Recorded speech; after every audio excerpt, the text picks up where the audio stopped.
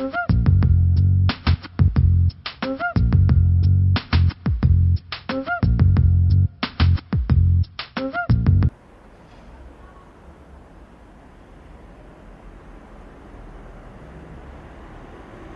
m'appelle Jérémy Barbe. Barbe. Voilà, Oui. je suis chef d'entreprise. Oui. Je Et, suis charpentier en fait, exactement. et vous refaites toutes les charpentes à bois, tout ce qui est bois. Voilà, c'est ça, ouais. Oui. Je suis charpentier De métier. de métier, voilà. Vous savez de quelle époque il est ce pigeonnier? Il a été estimé entre le 16e et le 18e siècle, donc ça fait 200 ans. On va dire qu'il a à peu près 300 ou 400 ans, quoi. On ne sait pas trop exactement. Oui. Et comme charpente, c'est quoi? C'est comme charpente, c'est une charpente typique ça? Et en fait, on a sorti une charpente qui était toute en chêne, qui avait au moins 300 ans, qui avait pris l'eau à plusieurs endroits, donc qui était obligatoirement, fallait la changer, quoi. Et donc du coup, on a refait une toute en chêne, à l'identique.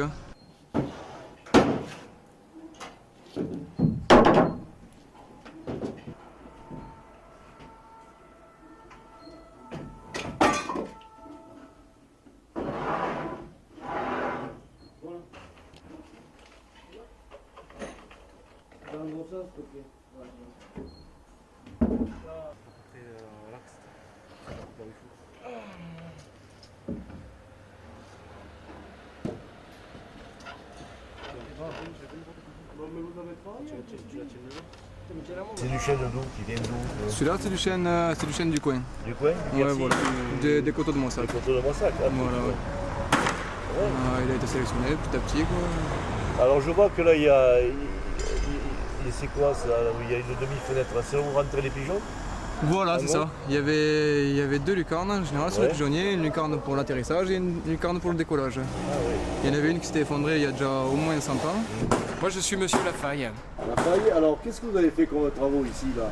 Oh ben moi sur ce chantier donc on a juste fait un relevé de cette lucarne qui existait auparavant. Et on a fait un relevé avant de la démonter. On l'a démontée et ensuite on a refait la même avec des briques neuves. Voilà, c'est ça. Mais que l'on a vieilli et qui ressemble à l'ancienne maintenant. C'est pas facile à faire ça. C'est pas facile, non, si ça reste, c'est plutôt long quoi, c'est plutôt pour poser chaque brique une par une, comme ça c'est plutôt beaucoup de travail quoi, mais ça se fait relativement bien. Donc j'ai dû faire un dessin de cette épure, de cette lucarne, et une épure, donc l'épure c'est à l'échelle réelle ce que ça va donner ensuite, ce que va donner ensuite la lucarne. Et puis à partir de ça, on a tout taillé en bas et tout posé après au fur et à mesure en haut.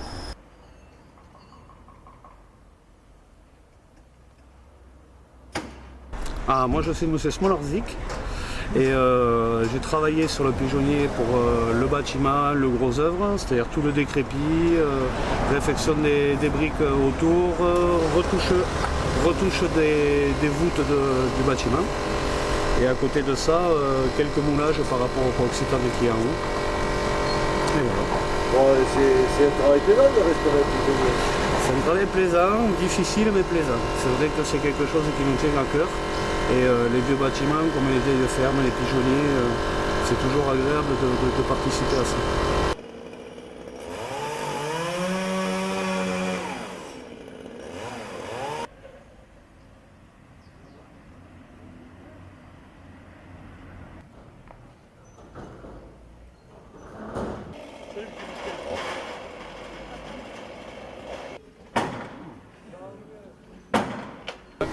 Ça se passe vraiment dans une très très bonne ambiance, il y a beaucoup d'énergie en fait autour de ce pigeonnier. Et je pense que même le quartier a dû s'en rendre compte aussi. Ouais. Voilà. Alors ce qu'il faut souhaiter, c'est longue de vie à ce pigeonnier. Bien entendu, c'est sûr. Encore 300 ou 400 ans. Il est reparti Voilà, pour il 300 est ou reparti 400 ans. pour un moment là. C'est ça, quand on a posé la charpente, Oui. on le fleurit, parce qu'une charpente c'est très joli, Oui. mais en plus avec un bouquet de fer c'est encore plus beau, quoi. Donc c'est la C'est tradition. ça. C'est ça. C'est-à-dire quand la charpente est finie, on met.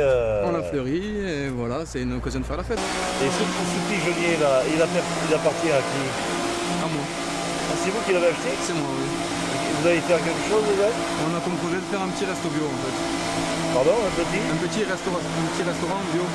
Et en fait, il y aura un cuistot qui va faire la cuisine ici toute la matinée. Et comme ça, voilà, à midi, ça aura bien mijoté. Et surtout qu'à côté, Et ça sera de la bonne bouffe, quoi. Il y a pas mal de gens à côté qui travaillent et que peut-être ça va intéresser. Et voilà, et moi j'ai souvent besoin de manger dans le centre-ville vite et bon.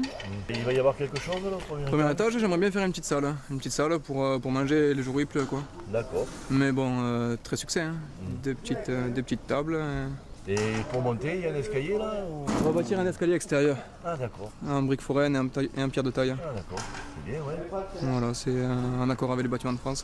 Ouais. Et dans cette charpente, là, dans ce genre de clocher là, qu'est-ce que vous allez y faire là? Et on voudrait faire une petite piole pour les marchands de Saint-Jacques. Pour les marchands de Ça Saint-Jacques, reste un fantasme ou autre, pour beaucoup de gens de dormir dans un pigeonnier. Donc voilà, ce sera accessible à tout le monde. Ce serait sympa de dormir dans un pigeonnier. C'est ça. Voilà, très bien.